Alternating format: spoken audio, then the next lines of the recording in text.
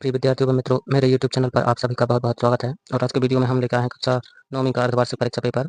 तो मेरे प्रिय विद्यार्थियों, ये है आप लोगों का हिंदी विषय का पेपर और इस पेपर को आप लोग अच्छी तरह से देख लीजिए। और इस पेपर में जो क्वेश्चन पूछे गए हैं वो बहुत ही इम्पोर्टेंट है और यही क्वेश्चन आप लोगों के जो पेपर होंगे उस पेपर में 100% पूछे जाएंगे।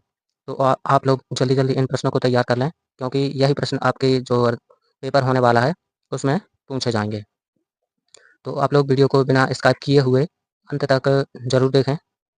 साथ ही चैनल को सब्सक्राइब कर लें और वीडियो को लाइक शेयर कमेंट करना ना भूलें और अपने दोस्तों को भी शेयर कर दीजिए कि ताकि आप लोगों के दोस्तों तक भी यह वीडियो पहुंच सके। और साथ ही कमेंट बॉक्स में यह भी ज़रूर बताएं कि आपको वीडियो कैसा लगा और आप किस तरह से देख रहे हैं।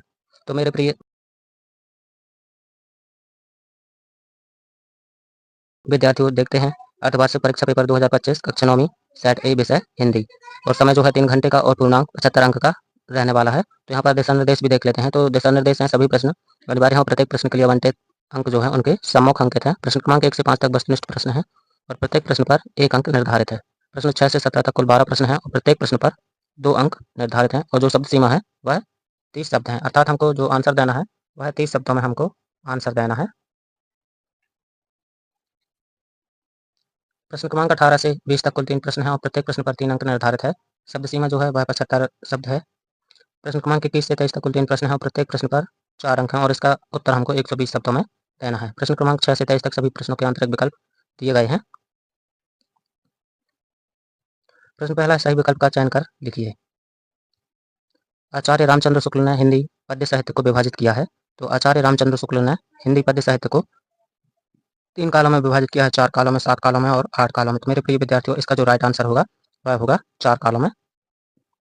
दूसरा है कबीरदास की भाषा है अवधी, राजस्थानी, ब्रज, साधुकुड़ी। तो इसका जो राइट आंसर है मेरे प्रिय बच्चों वह है साधुकुड़ी। तीसरा है रस के अंग हैं 2, 3, 4, 6। तो इसका जो राइट आंसर होगा वह होगा 4। तो रस के 4 अंग हैं।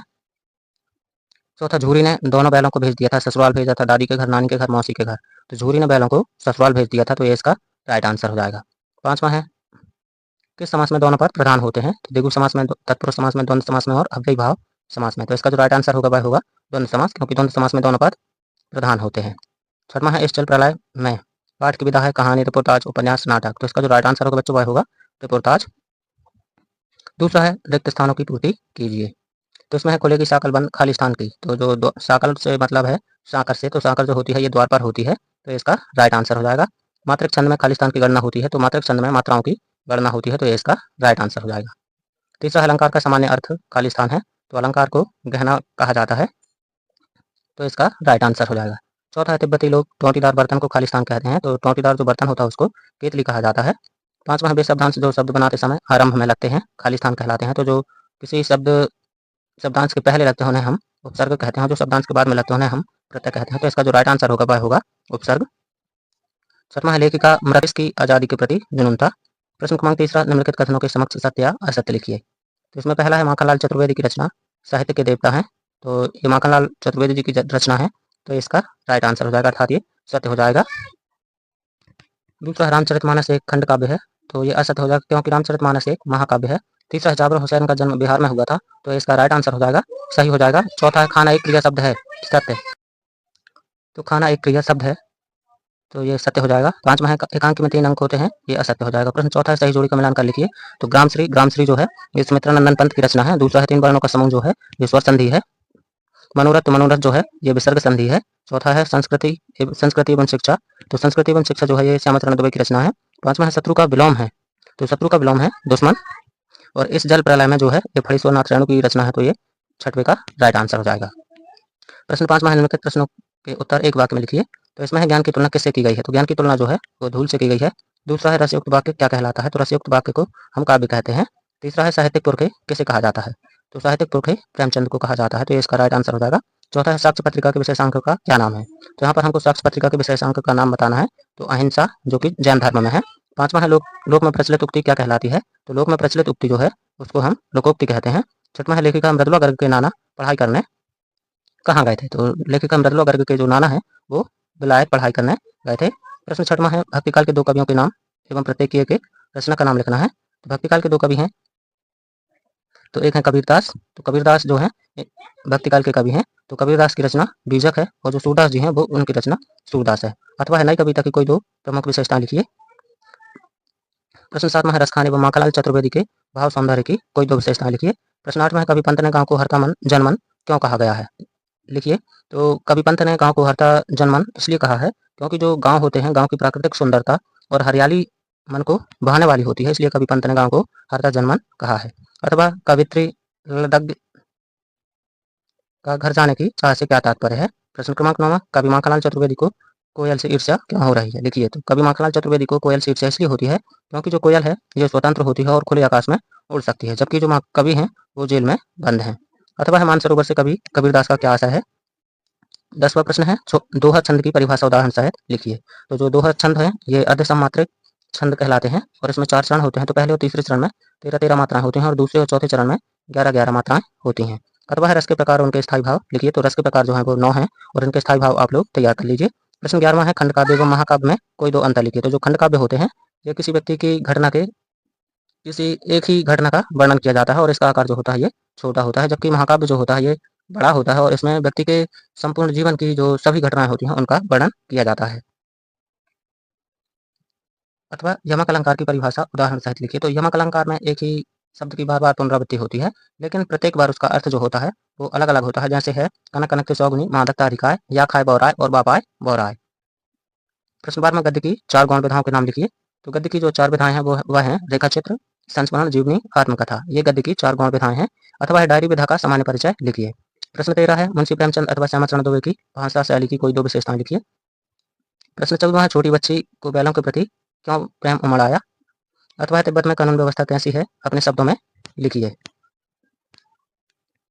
प्रश्न 15 सलीम अली पक्षी प्रेमी कैसे बने, लिखिए। अथवा है प्रेमचंद के फटे जूते पाठ के आधार पर प्रेमचंद के व्यक्तित्व की कोई दो विशेषताएं लिखिए। प्रश्न 16 है निम्नलिखित मुहावरों का अर्थ लिखते हुए वाक्यों में प्रयोग कीजिए। तो 9 2 11 होना, अंधे की लाठी। अथवा है संधि एवं समास में कोई दो अंतर लिखिए। प्रश्न 17 है बाढ़ पीड़ित क्षेत्र में कौन कौन सी बीमारी फैलने का खतरा होता है। अथवा रीढ़ की हड्डी का अंकी का उद्देश्य लिखिए। प्रश्न 18 है निम्नलिखित काव्यांश का संदर्भ प्रसंग सहित भावार्थ लिखिए।